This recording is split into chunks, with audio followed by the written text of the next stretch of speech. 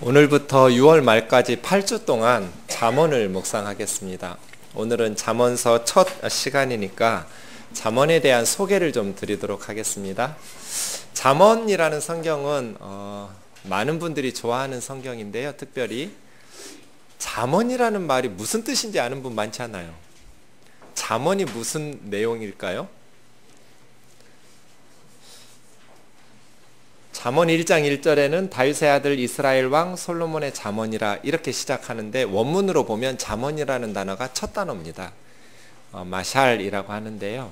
네, 그래서 마샬이라는 말, 잠언이라는 말, 저 잠자가 바늘 잠자입니다. 그래서 잠언은 바늘의 말씀이에요. 바늘의 말씀, 바늘로 콕 찌르는 그런 말씀이에요. 침이라는 뜻도 있고요. 그래서 잠언은 바늘로 콕 찌르듯이 가르치는 그런 교훈, 훈계의 말씀, 그런 뜻입니다. 말씀드린 것처럼 마샬이라고 하는데요. 이 마샬이라는 단어는 굉장히 많이 쓰일 수 있는 단어예요. 뜻이 굉장히 많은 단어인데요. 잠언으로 번역된 저 마샬이라는 단어는 격언, 속담, 비유, 여러 가지 한글 성경으로 번역되었어요. 그냥 이야기, 그런 뜻인데요. 네, 특별히 영어 성경도 이렇게 격언이라고 뜻하는 단어로 번역했어요. 격자, 저 격자는 바로잡을 격자예요. 격언, 바로잡는 말씀, 금언, 금과 같은 말씀, 이런 식으로 성경에 명칭이 붙어져 있는 잠언이라는 성경이고요. 이 잠언의 특징은 간결성에 있어요. 잠언이 다 시로 되어 있어요. 시는 압축성, 많은 말들을 신중하게 선택한 몇 마디 압축된 언어로 전달하는 게 시의 특징이잖아요. 잠언이 시어체로 쓰여 있어요. 그래서 잠언은 신중하게 선택된 짧은 몇 마디 말로 많은 교훈을 전달해 주는 방식으로 쓰여져 있죠. 예를 들면 잠언 18장 12절에 제가 괄호 넣기로 했는데요. 맞춰보세요. 무엇은 멸망의 선봉이요 무엇은 존귀의 길잡이니라. 뭐겠어요? 네, 교만은 멸망의 선봉이요 겸손은 존귀의 길잡이니라. 한글 성경에 보면 뜻을 명확하게 하기 위해서 좀 길어지는 경향이 있는데요. 원문으로 보면 훨씬 더 짧아요. 잠언은 간결성이 특징이라고 그랬잖아요. 그래서 저 구절도 딱 6단어로 돼 있어요. 얼굴, 파멸, 교만, 얼굴, 존귀, 겸손, 이렇게 돼 있어요. 그러니까 파멸의 얼굴은 뭐예요? 파님이라는 똑같은 단어인데 우리 한글 성경은 선봉, 길잡이 이렇게 다르게 번역했는데 원문은 같은 단어예요. 파님, 얼굴. 파멸이라는 단어는 히브리어 선생님들이 쉽게 가르쳐요. 샤발이거든요. 사발이 깨지는 걸 생각하시면 돼요. 그게 파멸이에요. 깨지다, 부서지다, 멸망하다, 파멸하다, 샤발이에요. 그러니까 파님, 샤발, 교만. 파님, 카보드. 카보드는 존귀, 영광, 그런 뜻이에요. 영광의 얼굴은 겸손이다.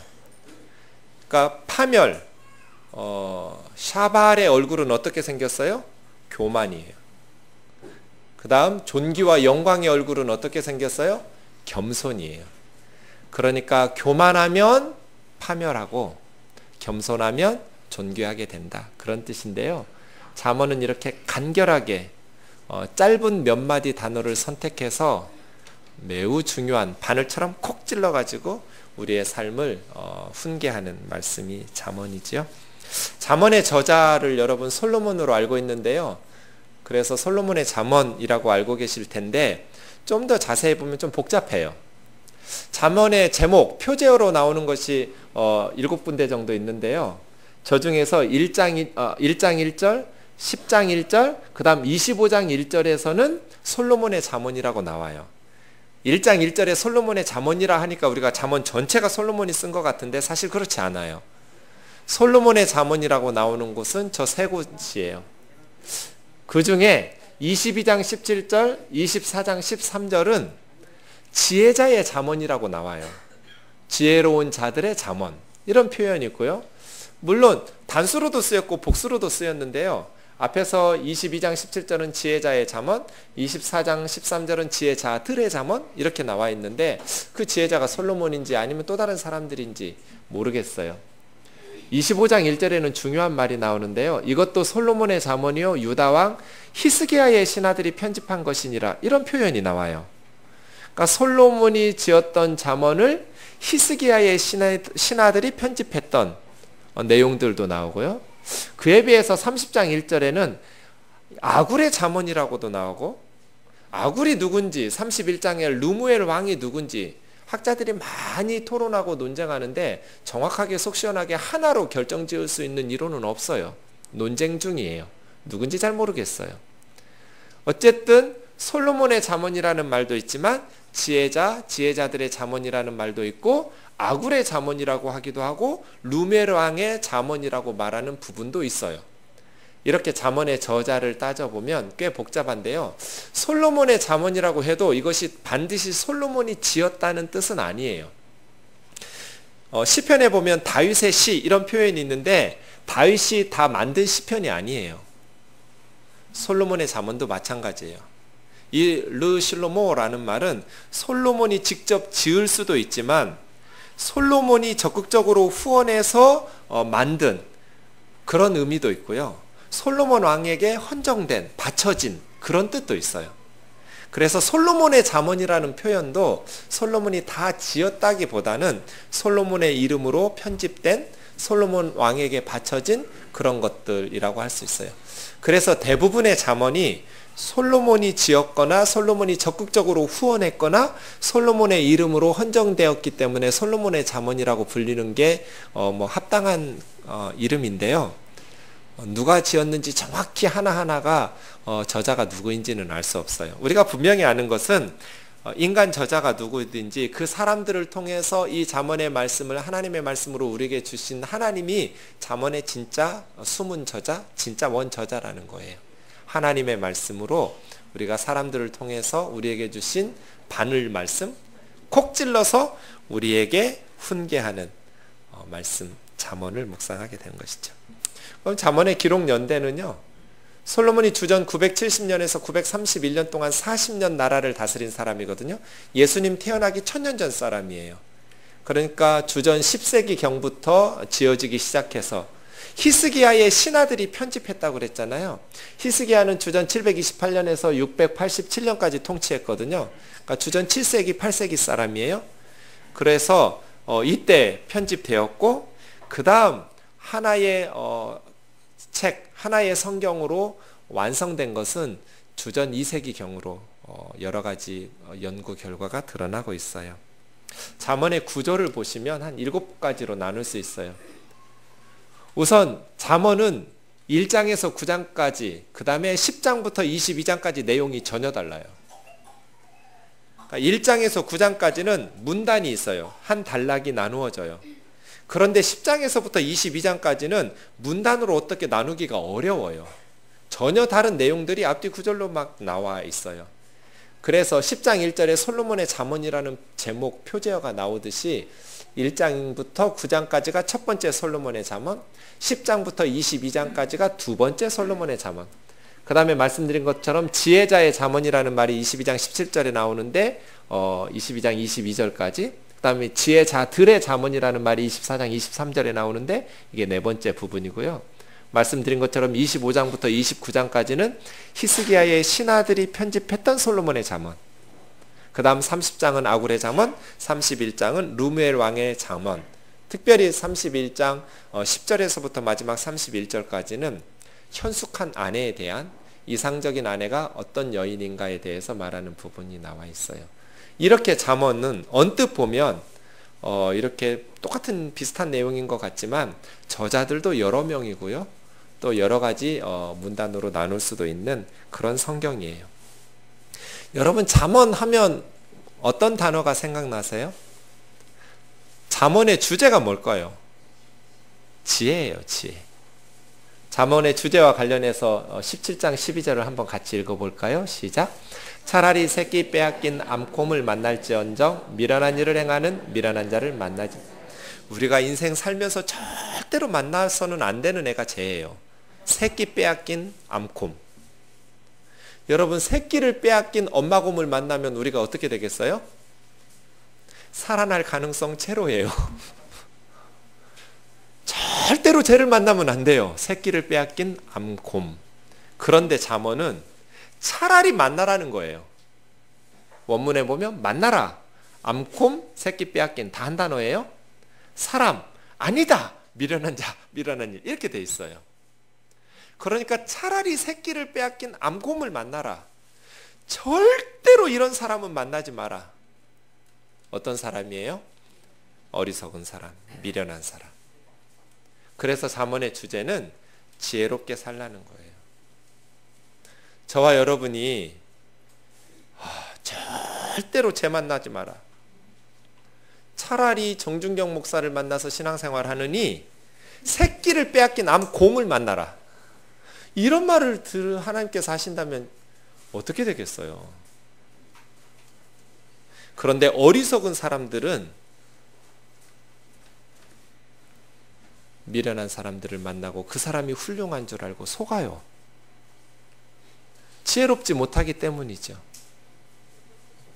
잠언은 우리에게 지혜롭게 살라고 가르쳐줘요. 지혜롭게 살아라. 차라리 새끼 빼앗긴 암곰을 만날지언정 미련한 일을 행하는 미련한 자를 만나지 마라. 지혜로워야 분별할 수 있잖아요.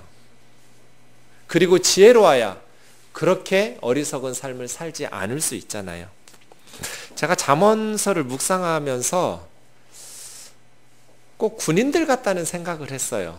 여러분, 첫 번째 사진, 얘들 군인 같으세요? 군인 안 같으세요? 얘들 뭐 하는 애들일까요? 머리 깎고 논산훈련소 쳤더니 나왔어요. 군인이에요. 머리 깎고 입대했어요. 군인이죠. 근데 군인 같아 보이세요? 군인 안 같아 보이세요? 안 같아 보이죠. 군인 같지 않죠. 왜요? 군인이잖아요. 근데 군인답지 않아요. 그 다음 사진은요, 얘들은 군인 같으세요? 안 같으세요? 군인 같죠? 그죠? 앞사진 다시 보여주세요. 어떻게 얘들이 그 다음이요? 이렇게 변했을까요? 마지막 사진이요? 이랬겠죠? 그렇죠?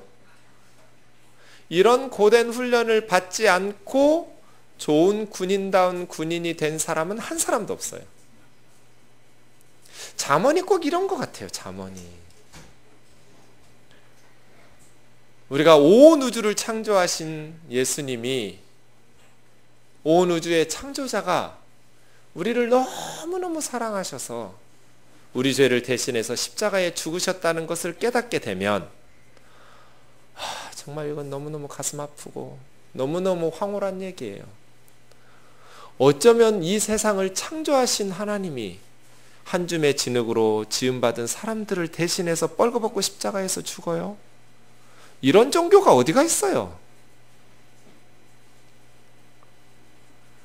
그런데 우리는 그 예수님을 믿어요. 예수님이 우리를 극진히 사랑하셔서 십자가에서 우리 죄를 대신하여 하나님의 심판을 받으셨다. 그 사실을 깨닫고 믿게 되면 그리스도인이 돼요.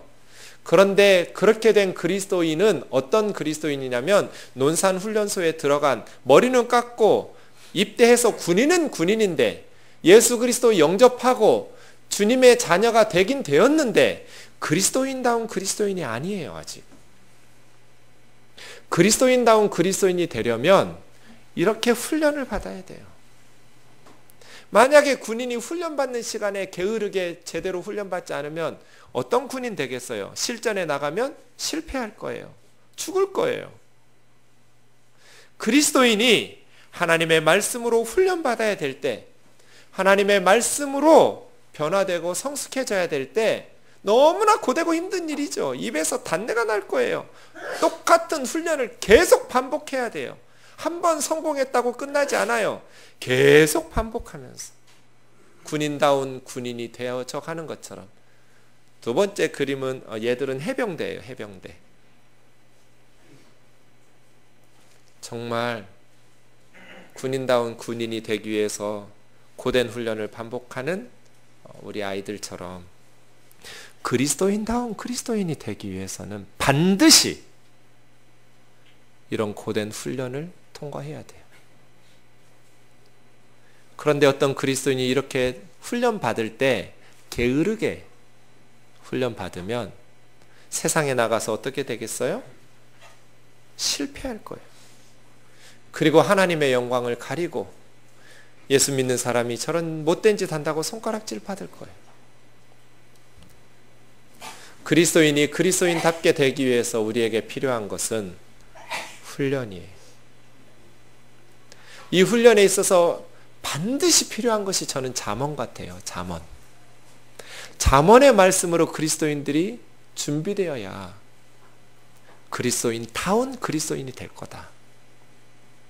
그래서예요. 저와 여러분이 잠언의 말씀을 통해서 변화되는 군인다운 군인이 전쟁에서 승리할 수 있듯 그리스도인다운 그리스도인이 세상에서 승리할 수 있다는 것을 기억하면서 날마다 말씀으로 새로워지기를 주의 이름으로 축원합니다. 오늘날 그리스도인답지 못한 그리스도인이 너무 많아요. 정말 성도들에게 차라리 저런 목사 밑에서 신앙생활 하느니 새끼 빼앗긴 암콤을 만나라고 말하고 싶은 목사들이 많아요. 차라리 저런 선교사한테 속아가지고 선교 후원하느니 새끼 빼앗긴 암콤을 만나라고 말하고 싶은 때가 한두 번이 아니에요. 목사 되고 선교사 됐다고 해서 좋은 그리스도인이 아니에요. 장로님 되고 권사님 되셨다고 해서 성숙한 그리스도인이 아니에요. 차라리 새끼 빼앗긴 암콤을 만날지언정 저런 그리스도인에게 속지 말라고 말하고 싶을 때가 많아요. 그래서 두려워요. 새끼 빼앗긴 암콤을 만나라. 왜 그렇게 살아요? 훈련받아야 될 때 훈련받지 않았기 때문이에요. 저 훈련은 머리로 하는 게 아니에요. 삶 속에서 직접 경험을 통해서 습득되는 훈련이에요. 신앙생활은 머리로 배울 수 있는 게 아니에요. 머리로 배우고 내 삶 속에서 직접 경험을 통해서 습득해 가는 거예요. 그렇게 훈련하고 준비됐을 때 그리스도인다운 그리스도인이 되는 거죠. 사랑하는 형제 자매 여러분, 저와 여러분이 지혜로운 사람, 그리스도인다운 그리스도인으로 변화될 수 있기를 주의 이름으로 축원합니다. 이제 오늘 본문을 보겠습니다. 오늘 본문 자세히 보시면 두 구절씩 한 세트를 이룬 5가지 말씀으로 이루어져 있는데 앞에는 명령이에요. 이렇게 해라. 뒤에는 그리하면 이런 복이 있다 예요. 그런데 자세히 보시면 처음에 내 아들아 라는 호칭으로 시작되고요. 처음 첫 번째 1, 2절은 서론이에요. 구체적인 교훈의 내용은 3절부터 두 번째부터 10절까지, 그러니까 5개 중에 첫 번째 세트는 서론적인 첫 단추 깨는 거고요. 두 번째부터 네 번째, 세 번째, 네 번째, 5번째가 교훈의 내용이 4가지예요. 그러니까 내 아들아 하고 주고 있어요. 세상의 모든 부모는 다 똑같은 소원이 있어요. 우리 딸과 아들들이 복되게 사는 거예요. 잘 사는 길을 바래요. 세상에 어떤 부모가 자녀들이 불행하게 살기를 원하겠어요? 세상의 모든 부모는 우리 아이들이 행복하게 살기를 원해요. 이스라엘에서는 꼭 육신적으로 아들에게만 아들이라고 부르지 않고 스승이 제자를 아들이라고 부르기도 해요. 그러니까 아들아 라고 부르는 이 잠언의 말씀은 꼭 아버지가 아니어도 아들처럼 여기는 제자에게 스승이 주는 교훈일 수도 있어요. 어쨌든 아들처럼 사랑하는, 딸처럼 사랑하는 제자가 어떻게 살기를 원하겠어요? 모든 선생님은 우리 제자들이 행복하게 살기를 원할 거예요. 그런 하나님의 말씀, 하나님께서는 저와 여러분이 복되게 살기를 원하세요. 우리가 행복하게 살기를 간절히 원하셔요. 자, 이제 첫 번째부터 보죠. 1, 2절 같이 읽겠습니다. 시작. 내 아들아, 나의 법을 잊어버리지 말고 내 마음으로 나의 명령을 지키라. 그리하면 이것이 내가 장수하여 많은 해를 누리게 하며 평강을 더하게 하리라. 아멘. 첫 단추예요. 내 아들아, 나의 법을 잊어버리지 마라. 아직 나의 법이 뭔지, 나의 명령이 뭔지 안 나왔어요? 3절부터 나올 거예요. 나의 명령을 지켜라. 그런데 허투루 흘려버리지 말고 마음으로부터 지켜라. 마음에 새기고 명심하면서 지키라는 뜻이에요. 내 아들아, 나의 법을 잊어버리지 말아라. 내 마음으로 진심으로 지켜라. 왜요? 그것이 네가 장수하여 많은 해를 누리게 하며 평강을 더하게 하리라. 그리하면 네가 오래 살 거다. 단순히 오래 사는 게 아니에요. 뭐가 더해진 장수예요? 평강이 덧붙여진 장수예요. 샬롬이에요. 샬롬이 더한 장수. 오늘 어버이 주일이에요. 우리 할머니 할아버지들 잘 들으세요. 100살까지 사시기를.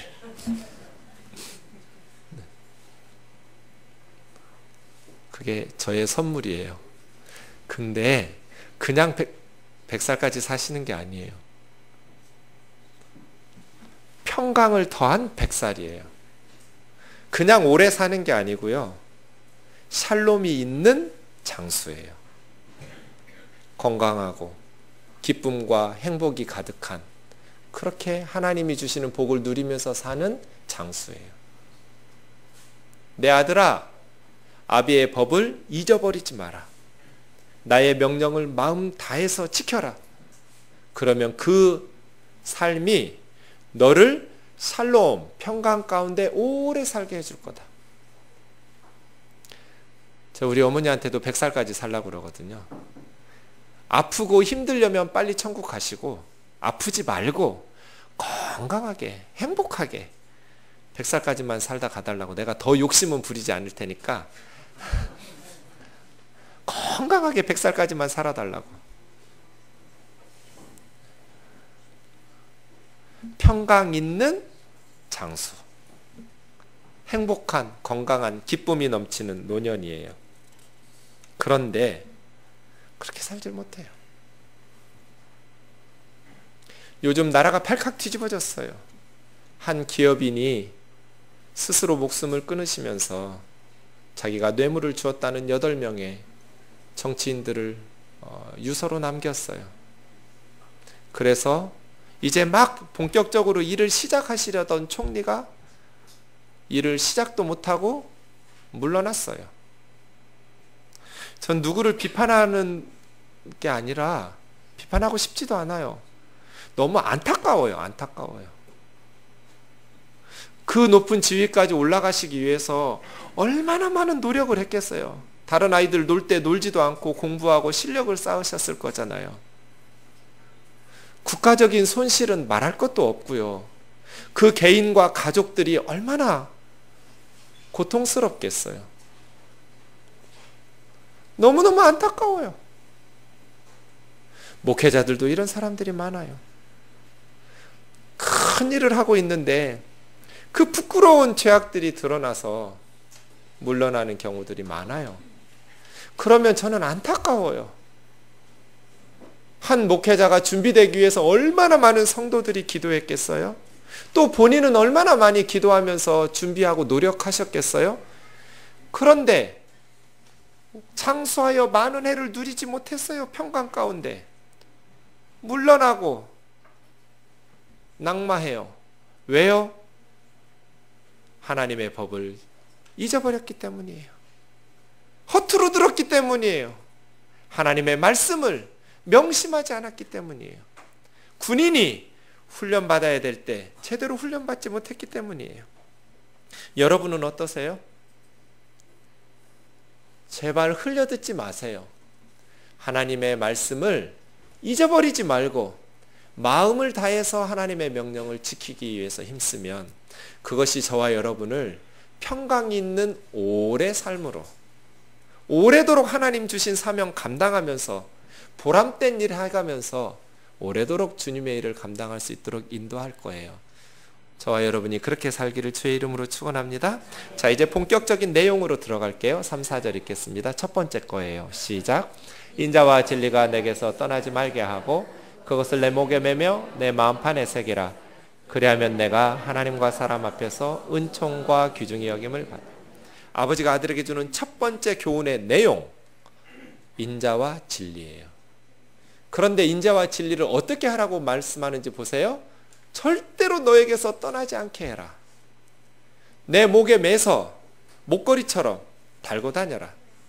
여러분 이거 생각해 보면 목걸이 다르면 이게 걸을 때마다 이 목걸이가 움직일 거잖아요. 가슴을 툭툭툭툭 치면서 이 목걸이에 있는 두 가지 인자와 진리가 가슴 속에 들어가 버리도록. 아들아, 절대로 이것이 너의 삶에서 떠나지 않게 해라. 인자와 진리가 너의 인격이 되게 해라. 너의 삶 속에 들어와서 너 자신을 이루게 해라. 인자와 진리가 결단코 너에게서 떠나가지 않게 해라. 왜냐하면 그것이 너를 하나님과 사람에게 은총과 귀중히 여김을 받게 할 것이다. 은총은 총애를 받는다는 뜻이에요. 하나님께서 어떤 사람을 총애하시고 소중하다고 여기시겠어요? 사람들은 어떤 사람을 총애하고 사랑하고 귀중하게 여길까요? 돈이 많은 사람? 권력이 높은 사람? 그렇지 않아요. 하나님과 사람에게 은총과 귀중히 여김을 받는 사람은 인자와 진리가 있는 사람이에요. 인자는 헤세드고요. 진리는 에메트라는 단어인데요. 출애굽기 34장 6절을 볼까요? 같이 읽겠습니다. 시작. 여호와께서 그 앞으로 지나가시며 선포하시되 여호와라 여호와라 자비롭고 은혜롭고 노하기를 더디하고 인자와 진실이 많은 하나님이라. 헤세드와 에메트. 이 두 단어는 하나님의 성품을 설명할 때 쓰여졌어요. 하나님이 인자와 진실이 많은 하나님이래요. 내 아들아, 하나님에게 사랑과 귀중히 여김을 받고 싶으냐? 사람들에게 은총과 귀중히 여김을 받고 싶으냐? 인자와 진리가 절대로 네 곁에서 떠나가면 안 된다. 사랑과 정직, 네 곁에서 멀어져서는 안 된다. 거짓말하는 순간 사람들의 멸시를 받는다. 사랑이 없는 이기적으로 너 자신만을 위해서 이기적으로 사는 순간 너는 사람들의 멸시를 받을 거다. 인자와 진리가 절대로 네 삶에서 멀어져서는 안 된다. 헤세드와 에메트가 너의 삶 속에 반드시 있어야 돼서 아예 그것이 네 마음판 속에 새겨져야 된다. 너의 삶의 인격과 성품을 이루어야 된다. 인자와 진리예요. 그런데 이 헤세드를 언약적 사랑이라고 불러요. 그냥 사랑이 아니에요. 언약적 사랑이라는 것은 언약의 관계가 전제된 상태에서 베푸는 사랑인데요. 부부관계 같은 거예요. 또 부모자식 관계 같은 거예요. 그냥 오다 가다 만나고 헤어지는 그런 사랑이 아니라 빼도 박도 못하는, 뗄래야 뗄 수 없는 그런 언약적 관계에서 주는 희생적, 헌신적 사랑이에요. 하나님과 우리 사이의 사랑이 그런 사랑이에요. 언약적 사랑, 헤세드예요. 이 언약적 사랑, 헤세드는 절대로 포기하지 않는 사랑이에요. 상대방을 위해서 나 자신을 희생하고 헌신하는, 끝까지 포기하지 않는 사랑. 그래서 부모 자식 간에 써요. 어머니는 짜장면이 싫다고 하셨어. 왜요?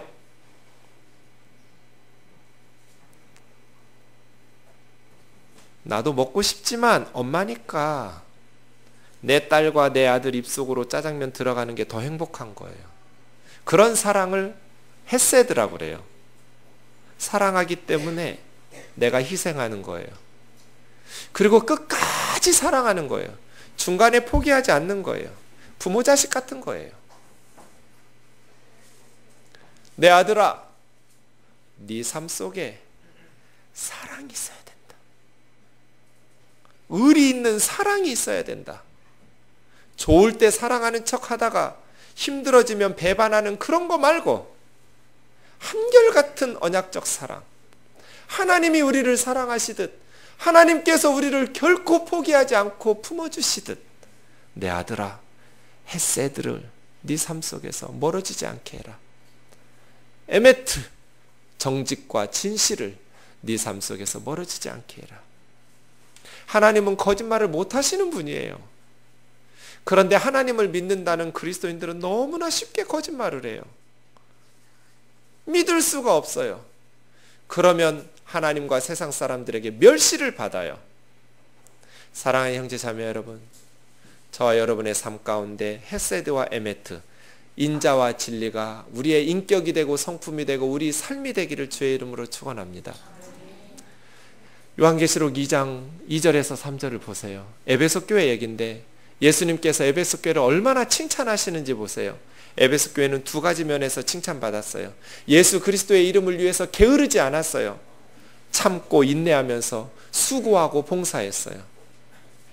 초대교회 그 무시무시한 박해 속에서도 에베소 성도들은 열심히 게으르지 않고 주님을 위해서 섬겼어요. 그리고 에베소 교회는 성경 공부가 얼마나 잘 됐는지, 초대교회 이단들이 거짓 사도라는 것을 들추어내서 교회에서 용납하지 않았어요. 이 요한계시록의 7개의 편지를 보면 많은 교회가 이 잘못된 거짓 교훈에 속았다고 책망받아요. 그런데 에베소 교회는 그들의 거짓된 것을 드러내서 그들을 쫓아냈다고, 용납하지 않았다고 칭찬받았어요. 에베소 교회는 예수님의 이름을 위해서 게으르지 않고 열심히 충성되게 섬겼어요. 그리고 에베소 교회는 성경과 신학적으로 너무너무 바르게 잘 배워서 거짓 교훈과 초대교회 거짓 이단들의 가르침을 배격해냈어요. 너무너무 좋은 교회죠. 그런데 4절 5절이요. 책망받을 것이 하나 있는데 처음 사랑을 버렸느니라. 에베소 교회 성도들은 첫사랑을 잃어버렸어요. 어디서 떨어졌는지 생각하고 회개하여 처음 행위를 가져라. 처음 행위를, 사랑을 회복하라는 거예요. 만일 너희가 회개하지 않고 첫사랑을 회복하지 않으면 내가 너에게 가서 내 촛대를 그 자리에서 옮길 거다. 촛대는 교회예요. 7 금촛대는 7 교회라고 그랬어요. 교회 없애겠다는 뜻이에요. 와우! 예수님의 이름을 위해서 게으르지 않고 이렇게 수고하고 헌신한 그 사람들이 무슨 일 했겠어요? 자기 사업한 거 아니에요. 예수님 사업한 거예요. 선교하고 구제하고 봉사하고, 그리고 하나님의 말씀을 너무나 잘 배워서 거짓 교훈들을 배격해내고, 성경 공부가 너무나 잘된 교회예요. 바울이 3년 동안 가르친 교회가 에베소 교회가 유일해요. 가장 오래 있었어요. 그런데 저는 뜨인돌 교회가 꼭 에베소 교회 같아요. 그래서 불안해요. 열심히 섬기고 봉사하고 말씀 공부 열심히 하는데 사랑이 없다면 주님은 나는 너네 교회 없앨 거다 그랬어요. 촛대를 옮길 거다. 무의미하단 거예요. 사랑이 없다면, 사랑이 없는 교회는, 헤세드가 없는 교회, 헤세드가 없는 그리스도인, 나는 촛대를 옮길 거다. 무의미하다는 뜻이에요. 사도 바울의 고백을 보세요. 고린도전서 13장. 내가 사람의 방언과 천사의 말을 할지라도, 방언은 두 종류가 있어요. 자기가 배우지 않은 사람의 언어, 배우지 않은 다른 나라 언어, 그 다음 이 세상에 없는 천사의 말의 방언이 있어요. 그런데 아무리 방언을 유창하게 하도 사랑이 없으면 소리나는 구리와 울리는 꽹과리와 같다. 뭐가 다르냐? 내가 예언하는 능력이 있어 모든 비밀과 모든 지식을 알고 산을 옮길 만한 모든 믿음이 있을지라도, 저런 사람이 몇이나 되겠어요? 이 세상에 산을 옮길 만한 믿음이 있어요? 모든 성경의 지식과 영적 비밀을 다 알아요? 그래도 사랑이 없으면 나는 아무것도 아니다. 와, 대단한 사람 같은데 아무것도 아닌 사람이래요. 내가 가진 모든 것으로 구제하고 내 몸을 불사르는 데 내어줄지라도 이런 사람이 몇이나 돼요? 의인이라고 할 거예요. 영웅이 될 거예요. 그런데 내가 가진 전 재산을 구제하고 내 몸을 불사르는 데 내줄지라도 사랑이 없으면 내게 아무 유익이 없다. 에베소 교회가 그렇게 주님의 이름을 위해서 헌신하고 수고해도, 또 성경적으로 그렇게 건강한 교리와 신학을 가지고 믿었어도 사랑이 없으면 교회를 없애겠다고 협박하시는 예수님의 말씀. 내 아들아, 네가 하나님에게 사랑받고 싶으냐? 네가 하나님에게 귀중히 여김을 받고 싶으냐? 너의 삶에 절대로 사랑이 없으면 안 된다. 다른 사람을 위해서 희생하는 헤세드의 사랑, 다른 사람을 위해서 헌신하는, 돌아볼 줄 아는 그 따뜻한 마음, 사람들에게 귀중히 여김을 받는다. 그리고 진리, 정직 말이에요. 저와 여러분이 이렇게 살기를 주의 이름으로 축원합니다. 두 번째 내용은 뭡니까? 5절과 6절입니다. 같이 읽겠습니다. 시작. 너는 마음을 다하여 여호와를 신뢰하고 내 명철을 의지하지 말라. 너는 범사에 그를 인정하라. 그리하면 내 길을 지도하시리라. 첫 번째 교훈이 헤세드와 에메트였어요. 두 번째 교훈의 내용은 너의 명철을 의지하지 마라. 명철은 분별력이에요. 판단력. 네가 판단한 것을 확신하지 마라. 하나님을 의뢰하고 하나님을 신뢰해라. 그러면 하나님께서 내 길을 인도해 주실 것이다. 저는 목회자로서 우리 뜨인돌 성도들이 정말 잘 살았으면 좋겠어요. 행복했으면 좋겠어요. 그러지 않는 목회자가 누가 있겠어요? 모든 목회자들은 교우들이 다 행복하게 잘 살기를 원하겠죠? 그래서 조심스럽게 권면할 때가 있어요. 물론 제가 틀릴 수도 있지만 오랫동안 기도하면서 조심스럽게 권면하면 두 종류가 있어요. 한 부류의 성도님들은 목사님 고맙다고 하고 심각하게 받아들이면서 고치는 사람이 있어요. 그런데 한 부류는 저를 설득하려고 그래요. 근데 그 설득의 내용이 이미 제가 다 예상했던 바예요. 안 고쳐요. 자기 확신, 그래서 망해요. 그런 성도가 많아요. 너의 명철을 의지하지 마라. 네 판단이 옳다고 확신하지 마라.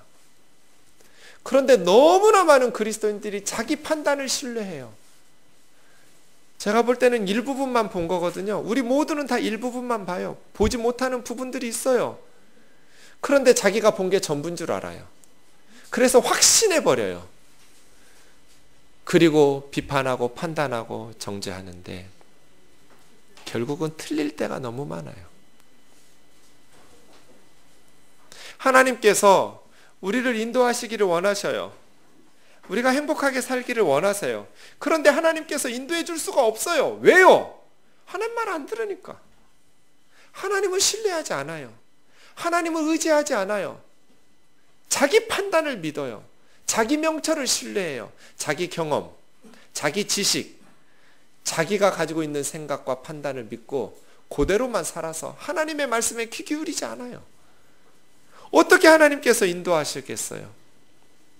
그래서 자기가 판단한 대로 잘 되는 것 같은데 꼭 막 무너져요. 한 방에 훅 가버려요.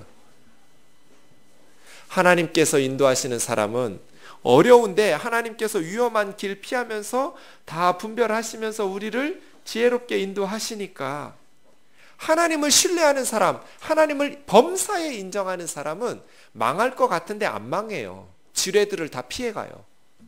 하나님을 신뢰하니까. 하나님께서 인도하시니까 말이에요. 사랑하는 형제 자매 여러분, 저와 여러분의 경험과 명철과 판단력을 신뢰하지 말고 하나님을 신뢰하고 하나님을 의지하는 삶 되기를 주의 이름으로 축원합니다. 기도하라는 거 아니에요. 기도할 때도 때로는 막 쏟아낼 기도가 있겠지만 계속 그렇게 하면 안 돼요. 하나님이 우리를 지도하실 수가 없어요. 기도한다고 해서 하나님의 지도를 받는 게 아니에요. 하나님 신뢰하는 게 아니에요. 기도하러 와가지고 앉아서 앉자마자 자기 얘기만 계속해요. 따다다다다다다다 하나님한테 말해요. 하나님이 기다려요. 이제 끼어들려고. 근데 하나님 말씀 좀 하려고 했더니 예수님 이름으로 기도합니다. 아멘 하고 가버려요. 어떻게 지도해요? 그냥 자기 얘기만 들어달라고 하고 끝내버려요. 이게 하나님을 신뢰하는 거예요? 하나님을 의지하는 거예요? 아니에요. 기도 많이 한다고 하나님 신뢰하고 의지하는 사람이 아니에요. 들으셔야죠. 기도할 때 하나님께서 들으시고 이제 그 기도에 대해서 하나님께서 우리 마음에 어떤 생각을 주시는지, 어떤 말씀을 주시는지 하나님께서 지도하시도록 겸손하게 내 생각만 하나님에게 강요할 것이 아니라 하나님의 생각이 뭐냐고 물어야 하잖아요. 안 물어요. 처음부터 끝까지 자기 확신에 차서 자기 뜻대로만 해달라고 기도하고 가는 것이 하나님의 인도하심을 묻는 게 아니에요. 물으세요, 하나님께. 그리고 들으세요. 하나님은 그 사건에 대해서 어떻게 생각하고 계시는지. 성령님이 우리 안에 계시는데 말씀을 통해서 우리에게 말씀하시죠. 내 아들아, 하나님께서 내 인생을 지도하실 수 있게 살아라. 하나님께서 네 인생을 인도하실 수 있게 살아라. 네 명철을 의지하지 마라. 너의 확신을 고집하지 마라. 네가 틀릴 수도 있다는 겸손함을 가져라. 하나님을 신뢰해라. 하나님을 범사에 의지해라. 그러면 하나님께서 네 인생을 이끌어 주실 거다. 이것이 두 번째. 세 번째요. 7, 8절 같이 읽겠습니다. 시작. 스스로 지혜롭게 여기지 말지어다. 여호와를 경외하며 악을 떠날지어다. 이것이 내 몸의 양약이 되어 내 골수를 윤택하게 하리라. 두 번째하고 비슷한 내용인데요. 이건 경고예요. 스스로 지혜롭게 여기지 마라. 너의 명철을 의지하지 마라. 비슷한 내용이거든요. 그런데 하나님을 경외하라는 거예요. 경외라는 말은 두려워하라는 거예요. 하나님을 두려워해라. 하나님을 두려워하는 것은 악에서 떠나는 거예요. 악에서 떠나라. 악을 떠나고 하나님을 두려워해라. 그러면 어떤 축복이 임해요? 네 골수가 윤택하게 될 것이다. 건강하게 살 거라는 거예요. 이것이 약이다. 좋은 약, 양약이에요. 한약, 양약, 그 양약 아니에요. 좋은 약, 양질의 약. 그러니까 건강할 거라는 거예요. 어떤 사람이 건강해요? 스트레스 안 받는 사람. 마음이 편안한 사람. 어떤 사람이 마음 편하게 살아요? 악에서 떠나는 사람. 뇌물 주고 뇌물 받고 불안하잖아요. 들키면 안다는데 전전긍긍하고 막 은밀한 데서 죄지면서 악을 짝하는 사람들. 그러니까 스트레스 받고 신경 쓰고 암에 걸리고. 암에 걸린 분들이 다 그렇다는 게 아니에요. 예수 잘 믿고 착하게 살아도 걸릴 수도 있지만 너무너무 마음에 근심하면서 죄악 가운데서 살다가 건강도 잃고 재산도 잃고 명예도 잃고 다 한순간에 너무너무 안타까워요. 내 아들아, 하나님을 두려워해라. 악에서 떠나라. 너 스스로 지혜롭게 여기지 마라. 따라하세요. 나는 바보예요. 손을 얹으세요. 나는 바보예요. 너 말고요, 나는 바보예요. 그렇게 사세요. 절대로 하나님 앞에서 지혜로운 척도 하지 마세요. 사람들 앞에서 지혜로운 척도 하지 마세요. 여러분 알고 있는 거 그 사람들도 다 알고 있어요. 나는 바보예요. 어쩌다가 잘 살면 기특한 거고요. 그냥 바보처럼 살면 그냥 정상이에요. 원래 바보니까요. 한 줌의 흙인 우리가 알면 얼마나 알고 능력이 있으면 얼마나 능력이 있겠어요. 하나님을 두려워하고 악에서 떠나라. 그런데 다 성공할 것 같아요. 그렇게 살면 조금만 타협하면 망하는 길이에요. 근심하고 악에서 떠나고 죄짓지 마라. 그러면 네 골수가 윤택할 거다. 그것이 약이다. 좋은 영양제 먹으려고 하지 말고 하나님을 경외하고 악에서 떠나면서 살아라. 편안하게 행복하게 살아라. 마지막 9절 10절이요. 시작.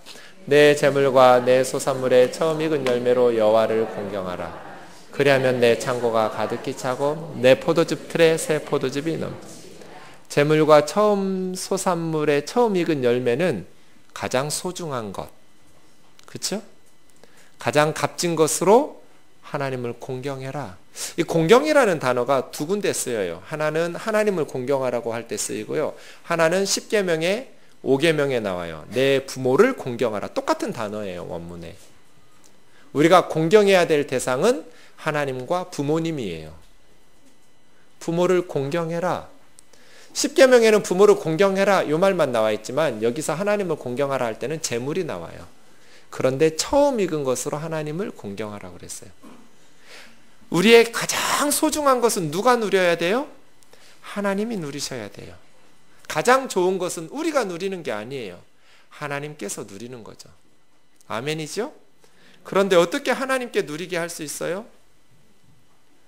언젠가 제가 4층에 사무실에 있는데 우리 집사님이 전화를 했어요. 목사님 바쁘세요? 아니요, 괜찮아요. 그럼 좀 내려오실래요? 제가 밑으로 내려왔더니 새 차가 있어요. 목사님 오늘 차 처음 뽑아가지고 새 차 목사님을 이렇게 드라이브 시켜드리려고. 조수석에 앉아서 불안해 죽는 줄 알았어요. 이 초보가. 근데 그 마음이 너무 고맙잖아요. 새 차 처음 나왔다고 목사님부터 태워야 된다고 드라이브 하는데 그 마음은 너무 감사한데 되게 불안했어요. 그래서 제가 그랬어요. 처음 익은 열매로 여호와를 공경하라고 이러는 거냐고. 그렇다고.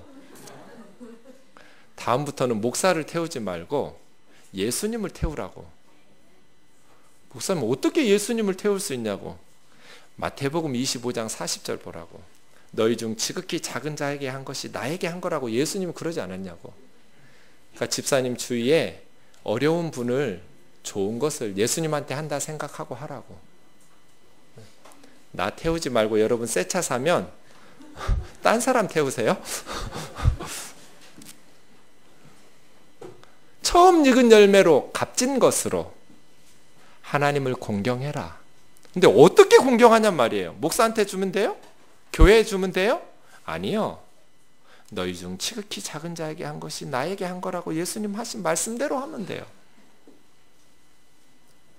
지극히 작은 거니까 조금만 줘도, 어지간한 것만 줘도 고마워할 거예요. 그런데 있잖아요, 정말 값진 거 줘버리는 거예요. 그럼 세상은 뒤집어져요. 내 아들아, 처음 익은 값진 것으로 여호와를 공경하라. 그러면 네 창고가 가득 찰 것이다. 포도즙 틀에 새 포도즙이 넘칠 것이다. 그렇게 물질을 바르게 쓰는데 하나님께서 계속 부어주시지 않겠어요? 내 아들아, 좋은 것으로 네가 누리려 하지 말고 하나님을 공경해라. 어떤 형제 자매들은 취직해서 첫 월급을 다 갖다가 헌금으로 바쳐요. 그러지 않아도 돼요, 여러분. 그런데 그런 헌금을 들을 때마다 너무 두려워져요, 목사는. 이렇게 값지게 하나님 앞에 바치는데 성도들이 이거 어떻게 써야 되나? 우리 교회도 값진 것으로 하나님을 공경하듯 우리 주위의 지극히 작은 자들에게 베풀면서 그렇게 우선적으로 재정을 투입해야 될 것 같아요. 아멘이지요? 하나님은 쓰다 남은 것으로 섬기는 게 아니에요. 그런데 오늘 말씀을 가만히 보니까 5가지 중에 첫 번째는 그냥 서론적으로 첫 단추 끼운 거고요. 두 번째부터 명심하고 잊어버려서는 안 될 교훈의 내용이 나오는데, 첫 번째가 헤세드와 에메트, 사랑과 진리였어요. 그리고 두 번째, 세 번째, 네 번째는 하나님을 신뢰하고 의지하라, 하나님을 경외하라, 하나님을 공경하라 였어요. 그래서 잠언의 주제가 지혜로운 삶인데, 지혜로운 삶이란 눈앞에 있는 이익을 위해서 이기적으로 사는 것이 아니라 하나님을 의식하면서 희생적으로 사는 삶인 것 같아요. 하나님을 기억하면서 살아라. 세상 살면서 우리는 눈앞에 보이는 것이 크고 하나님은 안 보이니까 너무 이것에 욕심 부릴 때가 많잖아요. 내 아들아, 하나님을 기억해라. 이 세상 살면서 저와 여러분이 하나님을 의식하면서 사는 지혜로운 성도가 되기를 주의 이름으로 축원합니다. 말씀을 맺겠습니다. 지금 우리 시대가 아픕니다. 우리 사회가 아파요. 어떤 사람이 필요합니까? 지혜로운 사람이 필요해요. 어떤 사람이 지혜로운 사람입니까? 세상이 병들어 있음에도 불구하고 하나님을 경외하기 때문에, 하나님을 신뢰하고 의지하기 때문에 하나님을 공경하듯이 이웃들을 돌아보고 섬기고 사랑으로 축복의 통로되어서 흘려보내는 그러한 성도들과 그러한 교회가 필요해요. 하나님을 의식하면서 사는 사람 말이에요. 저는 말씀을 묵상하면서 김교신 선생님, 장기려 박사가 생각났어요. 김교신 선생님도 장기려 박사도 세상적인 기준으로 볼 때 화려하게 사신 분들이 아니에요. 그냥 중학교 지리 선생이에요. 일제시대에 해방 직전에 돌아가셨어요. 순교회였어요.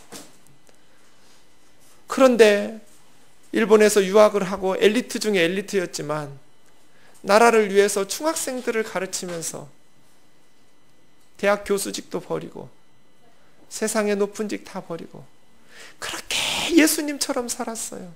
자기 있는 모든 것을 내어주셨어요.